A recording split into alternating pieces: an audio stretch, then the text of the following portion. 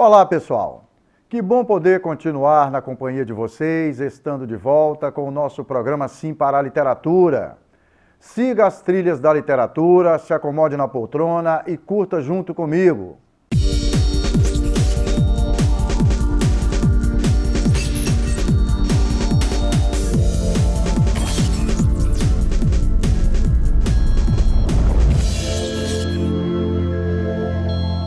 No nosso programa Sim para a Literatura, entre outras informações, temos as colunas Dica de Leitura e Dica de Livro. Temos também as colunas O Livro da Minha Vida, Apaixonados pela Leitura, a participação de telespectadores, além de entrevista e muito mais.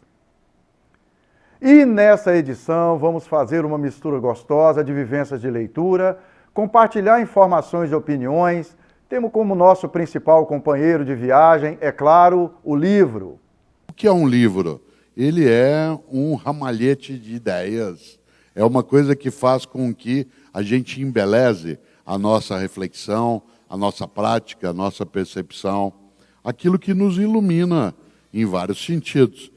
E como disse Orhan Pamuk, escritor turco e Prêmio Nobel de Literatura de 2006, que as pessoas busquem nas fontes da literatura o sumo para novos sabores e prazeres e que coloquem no seu cotidiano uma dose diária de leitura, o que os tornará mais felizes. Pois a leitura nos conduz a uma maravilhosa viagem. A leitura é uma viagem no universo de um autor, de um escritor, e geralmente ele põe o melhor dele, a coisa mais sensível que ele tem dessa coisa que é a arte de escrever, ele coloca resumidamente nesse projeto que é o livro. O livro sempre é garantia de uma viagem maravilhosa. Viagem que leva nossa imaginação para vários outros mundos.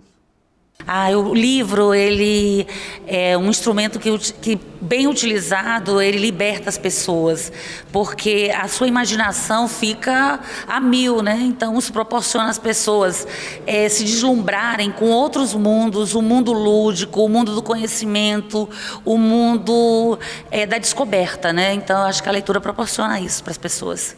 E, entre tantos outros benefícios, ajuda a melhorar nossa memória.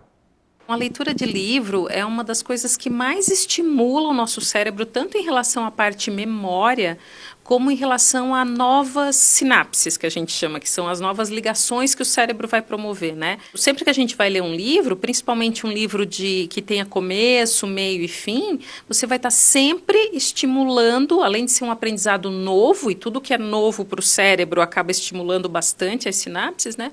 Mas em relação à parte memória, se você está no meio do livro, você tem que lembrar o que aconteceu com os personagens no começo, e isso vai fazendo com que você constantemente vá estimulando a tua memória a trabalhar, né?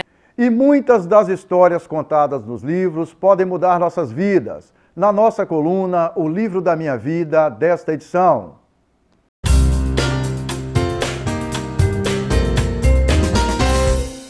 A dica de hoje é para a família inteira, uma delícia de história para crianças, para adultos. É O Catador de Pensamentos. É uma história linda de um homem, o seu Rabuja, que tem uma profissão que pouca gente conhece. Ele é catador de pensamentos. No livro a gente fica sabendo um pouquinho da rotina dele, que sai todo dia com uma mochila nas costas para recolher os pensamentos das pessoas. Mas tem que ser discreto, viu? Porque ele trabalha quando ninguém está olhando, justamente porque os pensamentos, tem vários tipos, os desconfiados, por exemplo, não se mostram para qualquer um, não. Graças ao trabalho do seu Rabuja, que os nossos pensamentos se renovam todos os dias. No livro, a gente descobre como os pensamentos novos pousam na nossa cabeça enquanto a gente dorme. É uma história de uma delicadeza incrível. E para a entrevista dessa edição, temos de volta a professora Maria Valdinéia. Ela é aqui de Linhares. Ela é professora de História na Rede Municipal de Ensino de Linhares e tem um posicionamento importante sobre a questão do negro e do racismo na realidade brasileira. Nessa conversa sem fronteiras intelectuais, fizemos uma degustação que envolveu papos sobre livros de leitura, sobre o papel do professor no estímulo ao hábito da leitura, sobre racismo no Brasil e sobre a importância de se ler bons livros. A leitura, ela abre para a gente caminhos que de repente a gente acha que são desconhecidos. Você pega aí uma criança pobre, negra, de periferia, que não tem contato nenhum com leitura dentro da sua casa. E você dá um livro na mão dessa criança e ela vai descobrir que existem outros mundos, além daquele ali, ó, da vizinhança em que ela vive. E é ali que ela pode traçar para ela um futuro. É ali que ela pode imaginar para ela oportunidades. Porque tudo começa ali, pela leitura, né? A imaginação da gente, ela permite que a gente sonhe. E é através do sonhar que a gente realiza, que a gente dá, né, os passos para frente, no sentido de buscar ser alguém na vida. E vamos seguir bem juntinhos o aconselhamento do nosso parceiro Getúlio Pereira Neves. Acho que eu poderia dizer, sem mais delongas, leiam. A leitura é uma vantagem que você pode ter sobre quem não lê. Então, o que eu falo realmente é, leiam. É com essa afirmativa do Dr. Getúlio Pereira Neves que finalizamos a primeira parte desta edição do nosso programa Sim para a Literatura. Daqui a pouco a gente volta.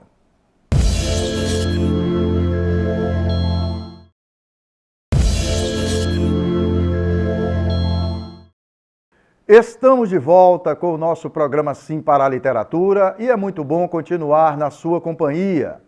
Nessa pegada gostosa para adquirir o hábito da leitura, é de fundamental importância termos muito cuidado com esse companheiro de muitas viagens, o livro.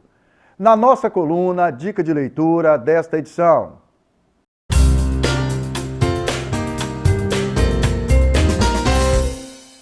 Primeira dica: não dobre páginas do livro. Quando estiver no seu momento de leitura, evite, em qualquer circunstância, dobrar as páginas do livro. Normalmente as pessoas fazem isso para, ao interromper a leitura, por qualquer motivo, fazer a dobra da página para marcar a página em que parou a leitura. Pessoal, não faça isso. Estraga e danifica o livro. Carregue algum tipo de marcador de página com você e mantenha a saúde física desse grande companheiro. Não rabisque as páginas do livro. Evite riscar ou rabiscar o livro. Se você tiver que fazer anotações ao longo da leitura, quando for de extrema necessidade, utilize folhas de papel à parte. Fazer anotações ou marcações nas páginas do livro estraga esse nosso companheiro e atrapalha outras pessoas que vão ler o mesmo livro. Não rasgue o livro. Em nenhuma hipótese, rasgue as páginas desse nosso companheiro, pois você estará cometendo um dano muitas vezes irremediável. Nem pense em fazer isso. Cuide bem do livro, afinal, ele também é seu. Olha, pessoal, caso vocês tenham dificuldade para comprar livros, procurem a biblioteca da sua cidade, leve seus documentos pessoais e um comprovante de residência.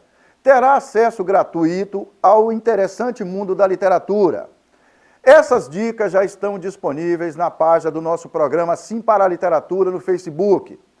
Dá uma olhada lá. Então, até a próxima edição com mais 3 dicas sobre bons hábitos de leitura, para começar esse ano de 2020. Permita que o livro faça parte da sua vida. E na nossa dica de livro, vamos juntos com Leite Derramado, na companhia de Chico Buarque. Avança a página, volta a página, vamos que vamos.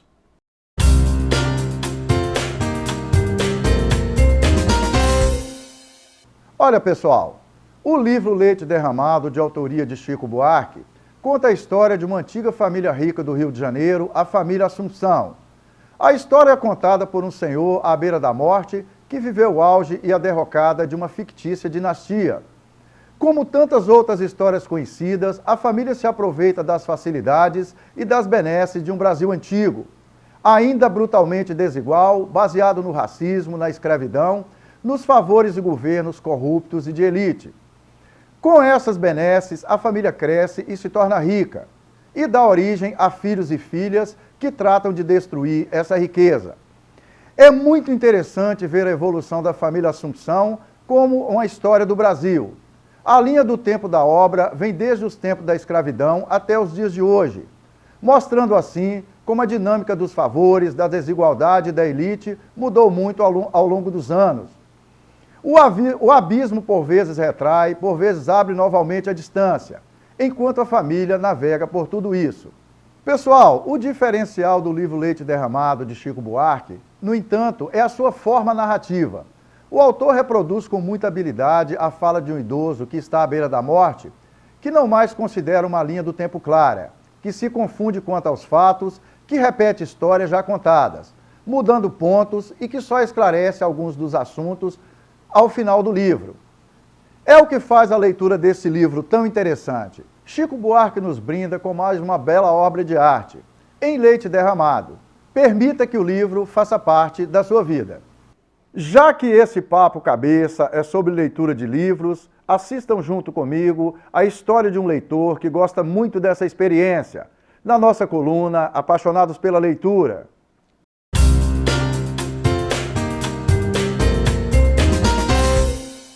Se você acha difícil ler um livro por mês, imagina 128 em um ano. Parece impossível, né? Mas o Wendel Lopes conseguiu. São 100 páginas por dia.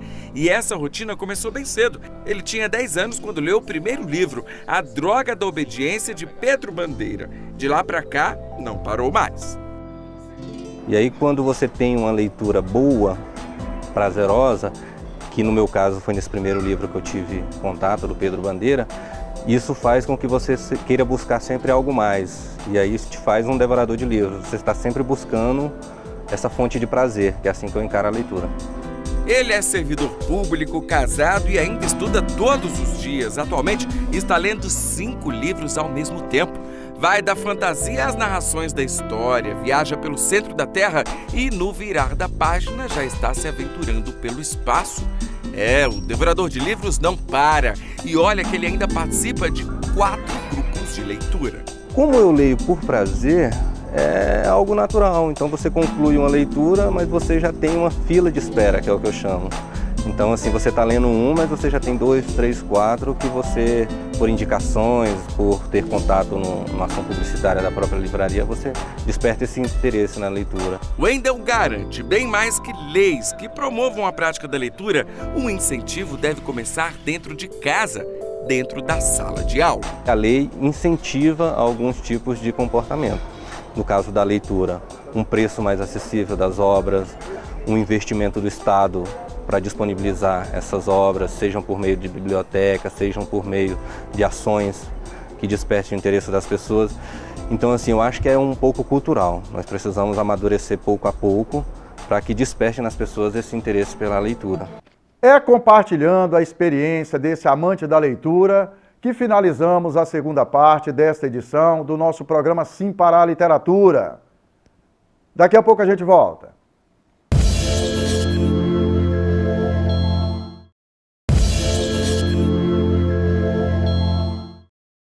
Estamos de volta com o nosso programa Sim para a Literatura e é muito bom continuar na sua companhia. E vamos juntos para a entrevista com a professora Maria Valdinéia.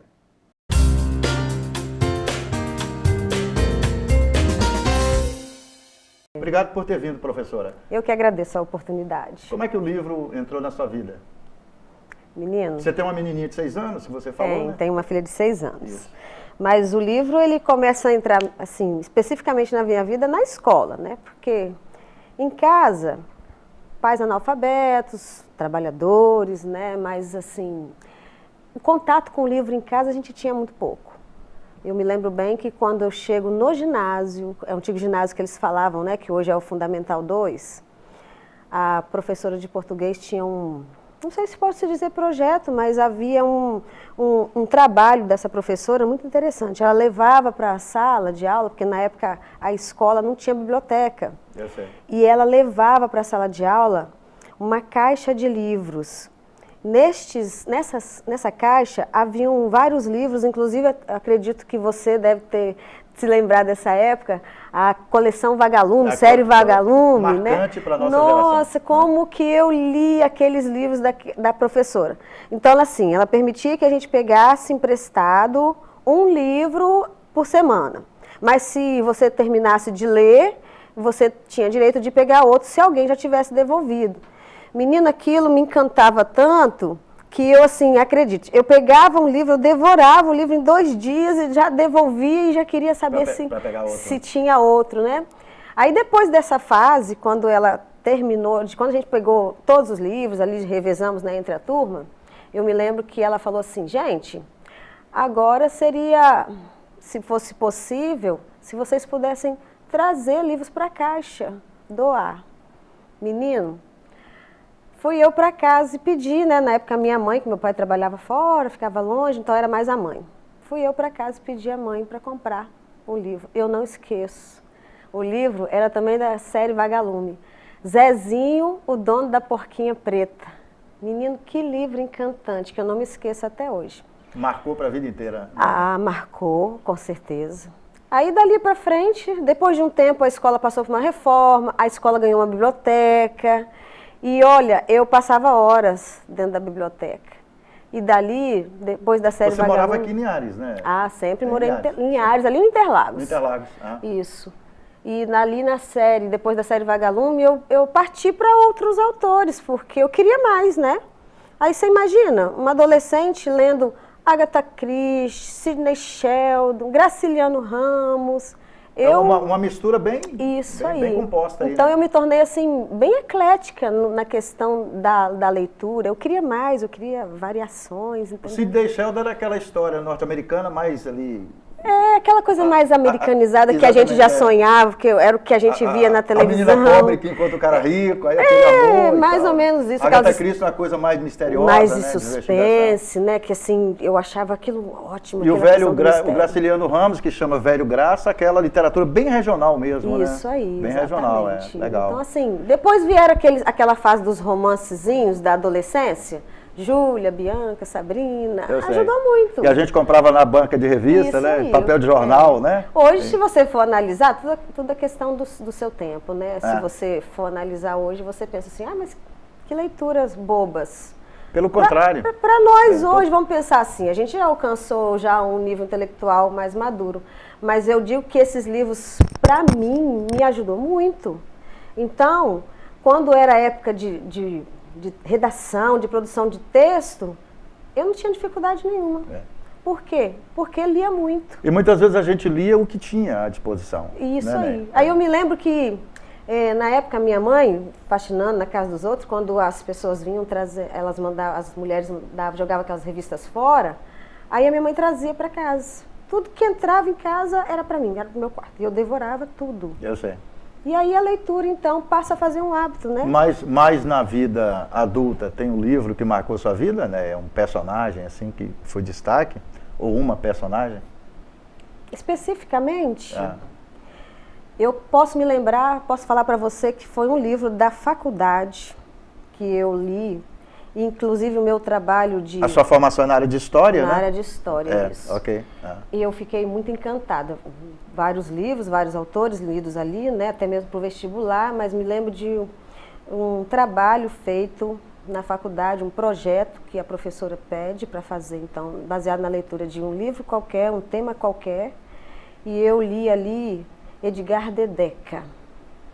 Edgar de Deca, então, ele vai abordar a questão da Revolução de 1930, quem foram os vencedores, quem foram os vencidos, e eu já fazendo história, eu passo a me apaixonar ainda mais por história do Brasil. Tanto que a minha especialização depois da graduação foi História do Brasil, por causa deste livro aí do Edgar de Deca. E acredite vocês, depois a minha monografia foi justamente baseado no assunto abordado no livro dele. E essa questão aí política, né, da Revolução de 1930. Ô Neia, qual a importância do professor ser leitor para incentivar o aluno a ler também? Eu digo o seguinte, você consegue passar paixão daquilo que você gosta para os seus alunos. Eu sou apaixonada por aquilo que eu faço. Então, quando eu quero que os meus alunos tenham mais conhecimento a respeito disso, quando a gente percebe que existe uma curiosidade a mais em relação a esse assunto que está sendo abordado, eu indico para eles. E alguns alguns encontram, talvez não encontram exatamente aquele que eu indiquei, mas encontram alguma leitura similar. E o interessante é que eles vêm discutir com a gente. E sabe, uma coisa assim, eu fico encantada hoje de ver um aluno que se interessa pela leitura, porque no mundo da internet hoje, né, onde tudo é mais fácil, é tão mais fácil você ligar o celular sempre à mão, né? Sempre à mão, do que lá na biblioteca, você pegar um livro, você folhear, você, né, buscar. E é uma geração também que às vezes faz 2, 3 coisas ao mesmo tempo, né? E não se concentra em nada. Em nada. E o livro você precisa dessa abstração, né, Néia? Isso aí. Segundo os dados do IBGE, né, a estatística oficial, 56% da população brasileira se declara negra ou parda, e no Espírito Santo 58%. Então nós temos um percentual maior aqui no estado. Aí eu retorno à pergunta, o que temos para comemorar? Que aleluia, que bom, existe alguém que se declara negro, porque você sabe que a própria palavra negro, historicamente, ela se torna uma marca negativa, né? Então, as pessoas tinham medo até de usar o termo. O termo, ele vai surgir como pejorativo, como pesado. Porque, como feio, né? Como feio. Como inferior. As pessoas não se autodeclaravam negra. Eu, na sala de aula, quando eu uso o termo com meus alunos, eu ainda ouço hoje o aluno dizendo assim, nossa, não, professora, você não é negra, você é morena. Então, você percebe que existe essa barreira muito grande, né? Então, o que a gente tem... É como se o clareamento da pele fosse melhorando a pessoa. Isso aí. É uma questão que eu cito muito com meus alunos na sala de aula, é que na época da abolição da escravatura, quando se percebeu uma população, então, né, negra, especialmente no Rio de Janeiro, houve o intuito de trazer os imigrantes europeus, porque necessitava-se, entre aspas, clarear a população, porque, sendo a população da capital do Brasil a maioria negra, isso não era bom para o desenvolvimento econômico do país. Então, trouxeram os imigrantes pobres, fugidos da guerra na época, com o intuito de que esses aí, então, misturassem-se com os negros nas ruas, a miscigenação acontecesse, a população clareando, eles entendiam que o progresso finalmente chegaria. É como se fosse limpar a cor da nação. Isso, né? Aí vai surgindo termos como moreno, né, como mulatos, mas não negro, não se usavam. Aí a mulher passa a usar o pente quente para se aproximar da mulher branca, para alisar o cabelo, isso aí. Então, vai surgindo todo um paradigma negativo em cima do ser negro no Brasil. E essa visão não acabou, não. A gente sabe disso, que é uma realidade. Que quando você pergunta assim, o que se tem a comemorar? É uma minoria ainda. Temos muitas mentes a serem alcançadas. Mas o que eu comemoro é que, ainda somos poucos, mas esses poucos conseguem entender que eles têm um lugar ao sol para buscar. O que não pode é cruzar os braços. Nós estamos aí. O mundo, ele vai nos dar oportunidade se a gente brigar por ele. Porque se a gente realmente cruzar os braços e dizer, sou negro, sou incapaz, porque é o que a sociedade ela tenta nos impor e a gente aceitar, realmente a gente não vai chegar a lugar nenhum. Então, eu, como professora de história negra, eu trabalho defendendo essa visão com os meus alunos. E dentro de casa também, com a minha família, com a minha filha. Eu acho que a gente tem que entender que a cor da pele, ela não designa a capacidade de ninguém. Com certeza que não. Né? No programa Sim para a Literatura, a gente, no projeto O Prazer da Leitura, né? Que a gente faz algumas ações aí, particularmente nas escolas, com o intuito de incentivar as pessoas a ler mais. Nós sempre trabalhamos com a diversidade. Eu costumo dizer que nós fazemos um programa no Brasil, nós não fazemos um programa na Europa. Quando um jovem ou uma jovem negra, um menino ou uma menina negra, chega na TV para falar que está lendo livros bacanas, que está fazendo uma coisa positiva, isso serve de referência para meninos e meninas negras que moram em qualquer bairro da cidade ou do estado, né, para perceber que também pode fazer. Né? Que, infelizmente, ainda a imagem do negro ainda é muito vinculada ao crime, né? A coisa negativa. Né? Nenhuma atividade intelectual. Intelectual, bacana, né? Isso aí. Maravilha. Obrigado por ter vindo mais uma vez. Tá, Eu que agradeço, tá professor. Certo? Ok. É na sequência desse bate-papo da melhor qualidade que finalizamos esta edição do nosso programa Sim para a Literatura. Caros telespectadores, foi um prazer e um sinal de prestígio contar com a sua audiência nesta edição do nosso programa Sim para a Literatura. Vocês representam um luxo para todos nós. Para que vocês tenham acesso às edições anteriores e aos vídeos do programa, acessem youtube.com/simparaliteratura. Entrem em contato conosco através do e-mail simparaliteratura@gmail.com. Agradecemos a sua audiência em Vitória e Grande Vitória, através do canal 16.1 na TV aberta. Saudações poéticas e literárias e muito obrigado.